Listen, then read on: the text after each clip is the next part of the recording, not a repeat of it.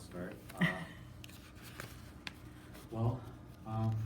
I'm here to talk. My name's Sam. I'm here to talk about the evolution of guitar in rock and roll. And rock has kind of been a staple in American culture since it really came here from the UK, and it's changed rapidly since then. Guitar itself has expanded into other genres, like you will find it in hip hop now. A lot of rappers will use guitar tracks over their beats a lot of the time, and it sounds fantastic, honestly. But it's really started, electric guitar specifically really started with rock and roll and American culture. And to start with that, we have to talk about Jimi Hendrix, because I mean, you can't really discuss electric guitar without discussing Jimi Hendrix and how important he was to getting that kind of popular here in the United States. He was born November 27, 1942 in Seattle. He started playing guitar at the age of 15 and played in lots of jazz and blues bands up until he moved to the UK and got discovered, got a record deal,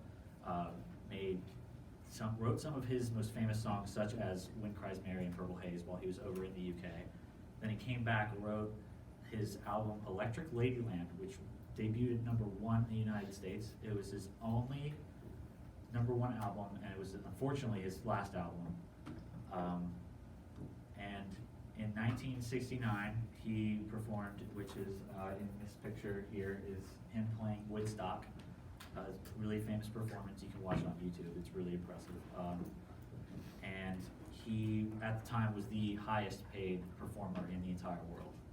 So he really had a big influence on the genre of rock and roll.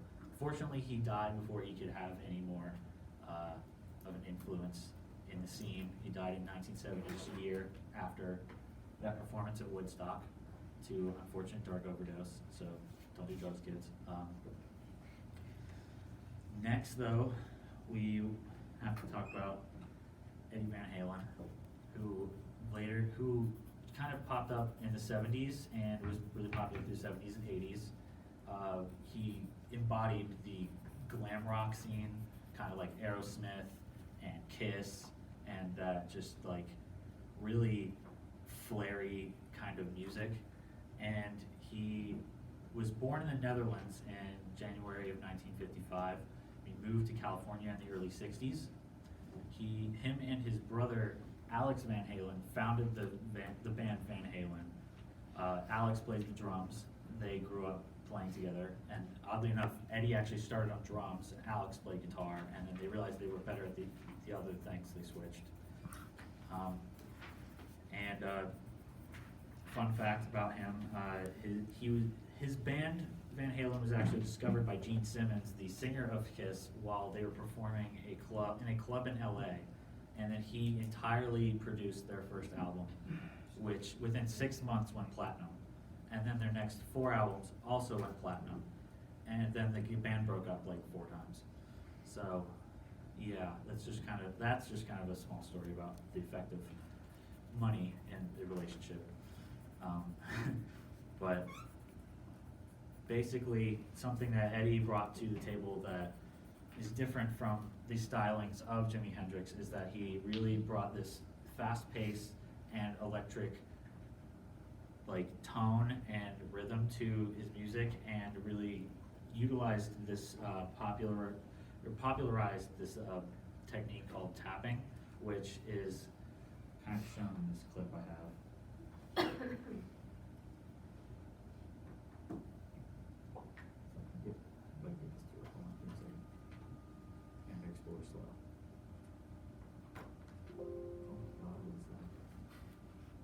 Some people say dress your age. Sorry, this is That's not- ridiculous. I dress how I feel. Okay, side note, why does YouTube have like 2 ads now? Do you see this? This morning. 1 out of I woke 2? up That's bad. Oh, just kidding. Let me skip the other one. Okay. Has anyone else had that happen? Not 2. I did not have that recently. Like, it's weird, right? YouTube's gone to hell. It's escalating quickly. We have to stop it. Okay.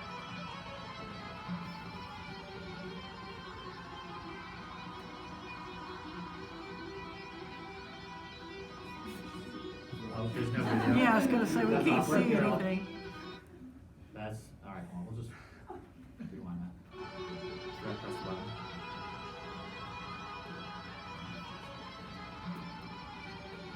Oh my god.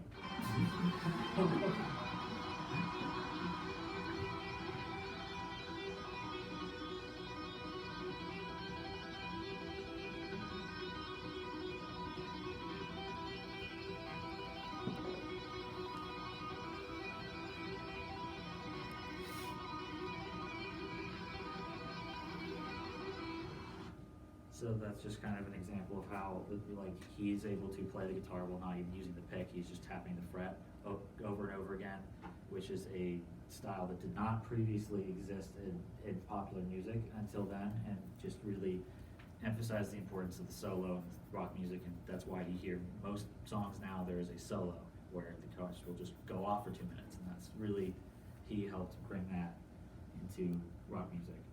And lastly, I had to bring in a very popular guitarist from the 90s and early 2000s by the name of Tom Morello. If anyone's ever heard of him, you've probably seen him featured in a lot of other songs. At least nowadays, he was in a band called Rage Against the Machine back in the 90s, early 2000s, which was very popular. He's now, some of the popular songs you might have heard of him. Bulls on Parade is probably their most popular song, if you've heard that. He has a very grungy style to his music, so it's more like, it's heavier riffs, heavier beats, a lot more aggressive, but it's unique and feels like, I felt like I needed to discuss that because it's just, he makes so many weird noises with the advancement in technology that is available to the electric guitar specifically. Acoustic guitar, you can't amplify the vibrations more. You can't. There's so many different things that technology has allowed us to do with the electric guitar, and he like exemplifies how many different noises and sounds you can make with the electric guitar. It's really hard for me to describe with words, so I have another small clip here.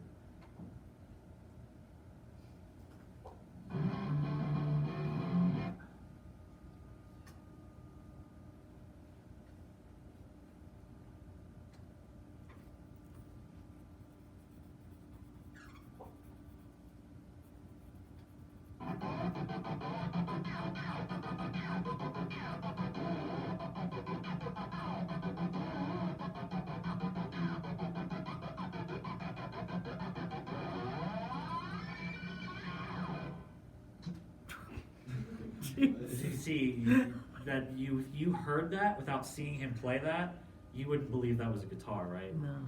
He does all kinds of crazy noises and things that you would think only come out of like Skrillex's computer or something like that, but he manages to do it just with the guitar and his effect pedals and everything. When he was in Rage Against the Machine, they often considered him the DJ of the group instead of the guitarist because of how different his sound was in comparison to most of the guitarists that were in the scene back then. Now you hear all kinds of weird effects in music today, and that his effect on just rock as a whole, and how just adding new and ambient noises to the already existing skill of playing guitar it adds depth and another layer to rock that didn't previously exist, and their work will, all three of them, their work will stand the test of time and continue to influence rock